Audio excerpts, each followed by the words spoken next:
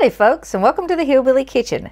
Today we're making an absolutely adorable, super easy lamb cake. Now this is a delicious cake, and like I said, it's super easy, and we're doing it just in time for Easter. It would be perfect, the perfect dessert for your Easter dinner.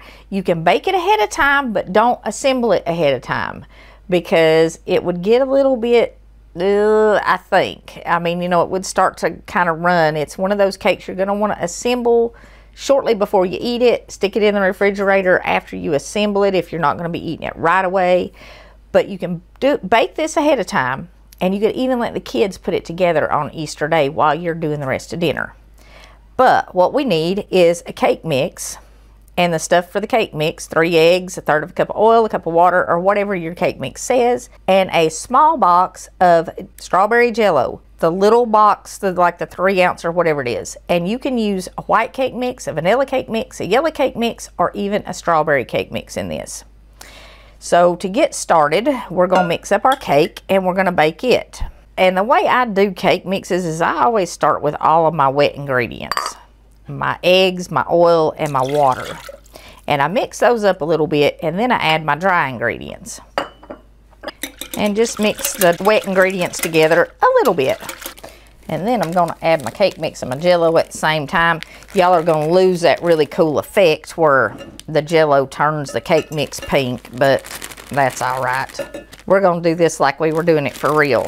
And when you're doing it for real, you're usually in a hurry.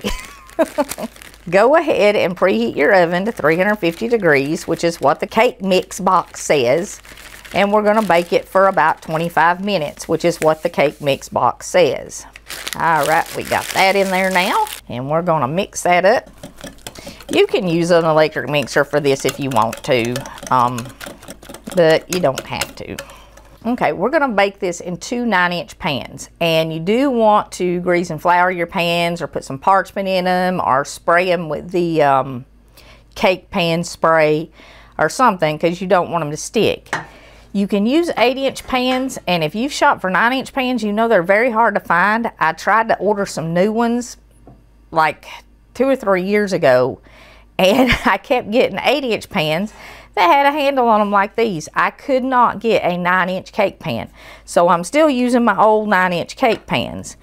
If you do an 8-inch one, it will work. You're going to want to modify your toppings just a little bit though, if you do, or your decoration, I guess, if you do 8-inch. But just prepare your cake pans good so it doesn't stick. And you do want to do it in the round cake pans for sure. This is not a 9 by 13 when we're going to have to stack it to make our lamb.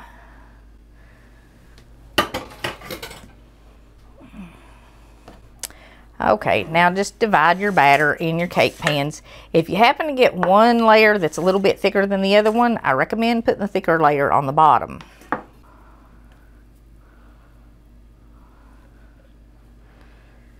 So it doesn't even matter if you get one layer a little thicker than the other one. Just don't do a whole lot thicker or one layer won't get done. Okay, once you got your batter pretty even divided in your pans, then you're going to put it in your 350 degree oven for about 25 minutes. Your box will have the time on it, and it will also have the temperature on it if you happen to forget. You just bake it like it says on the cake mix box.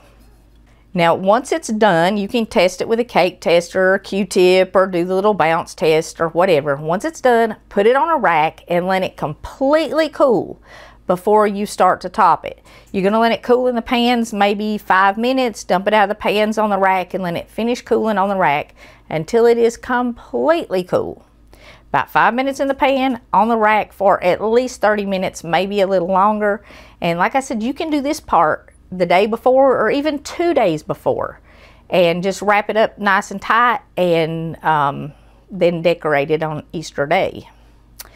Okay, so I'm going to put these in the oven and we'll be back when it's completely cool, after it's cooked and cooled. Okay, now that our cute strawberry cake is completely cooled, it's time to turn it into an adorable lamb.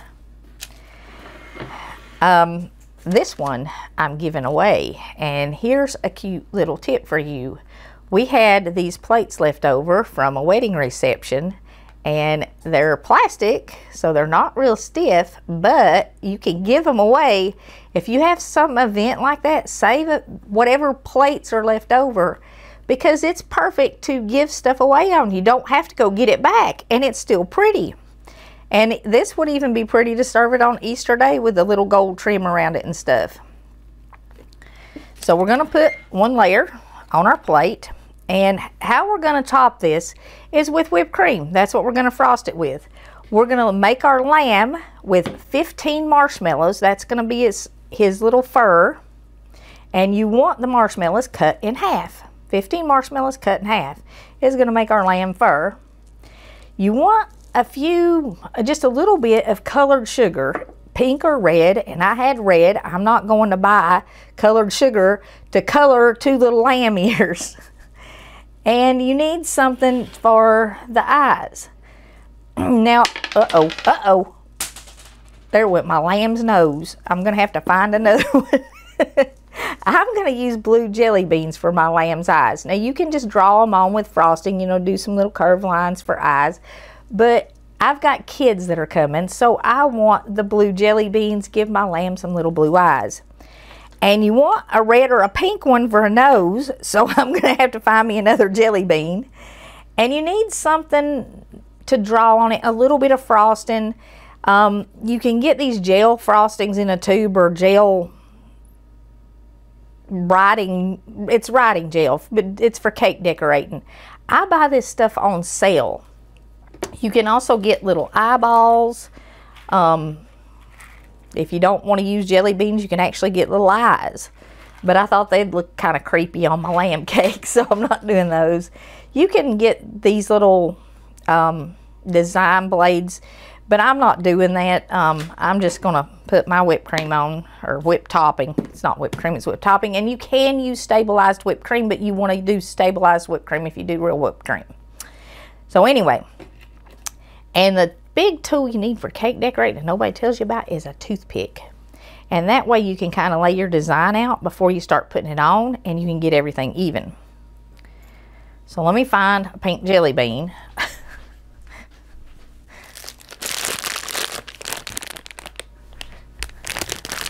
I didn't keep my jelly bean bag over here because I already had jelly beans picked out. Okay, I had a red jelly bean for my nose. And I'm going to draw my mouth on with some of this gel. And you could do red or black to draw the face on your lamb, whatever you wanted to. But since the only thing I'm actually drawing is the mouth, I'm going to use the red. Now, this is something I'm doing extra. I'm adding some fresh strawberries in the middle. My family likes that. You can put strawberries in the middle or not. And I've just kind of chopped those up kind of small because they're going to be in the middle of my cake, and I don't want them, you know, too thick. All right.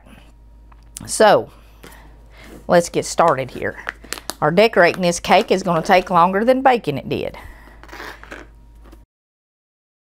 I'm going to put not too much, not more than a third of your whipped cream in the center, because you have to cover the top and the sides with the rest of it whipped topping. I don't know why I keep calling it whipped cream. But I'm going to start with the whipped topping in the center, and then I'm going to add the strawberries on top of that, because that will kind of set my strawberries in place. Oh, and whenever you're doing a layer cake like this, turn one of your tops, you know, when you take it out, what's on the top baked down, and then turn the other one up, and that way your 2 layers will sit flat against each other. I forgot to tell y'all that. All right, now I'm going to put my strawberries on here. These are fresh, and like I said, I just chopped them up. And if you're going to use fresh strawberries, you definitely want to do this right before you serve it, because the sugar in the whipped topping and in the cake and everything will make the strawberries start juicing, and it will run through your outer layer of whipped topping, and it will show. And, you know, it's all right, but it will change the way it looks. I do want a pretty thick layer because I want folks to kind of taste the strawberries in there. Well, the folks that are eating this cake want to taste the strawberries. Alex has been on a real strawberry kick lately, and she said, oh, you got to put strawberries in it. If you had frozen strawberries, though, you could use those, and you could even mash your strawberries up and put them in this center if you wanted to. and do like a strawberry puree in here. Don't want to get them too close, oops, to the edge, because I don't want them showing. That's pretty good, and that whipped topping will hold those in there. Like I said, the strawberries are optional. You don't have to put them in if you don't want to.